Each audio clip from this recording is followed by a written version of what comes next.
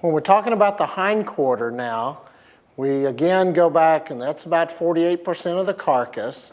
It really includes two major primals, the round and the loin. And then it also has a minor cut there, the flank. So those are the three major ones, the three cuts out of the hindquarter.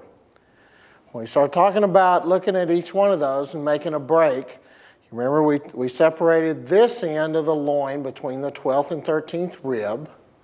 We separate this end of the loin from the round between the 4th and 5th sacral vertebrae and right in front of the knob of this bone here, which is part of the hip structure.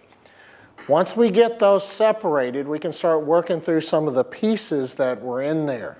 First off, from the flank, we've got a couple of muscles. One of them kind of transcended the loin and the flank, and we've removed it,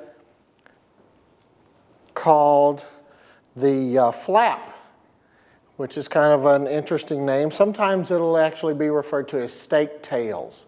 It kind of functions about the same way as our skirts did. So it's in that same category, long fibrous muscle fibers that transcend the cut itself. Also in that area is the rectus femoris, which for the most part we use as flank stake. And you can see the fibers of that cut run the length of the muscle and is a cut that is used a lot by food service for different flank or applications with the flank muscle that can be rolled or tied or roasted or braised, or a lot of different applications for that. When we get on the major muscles of this loin, we're going to start to take those apart.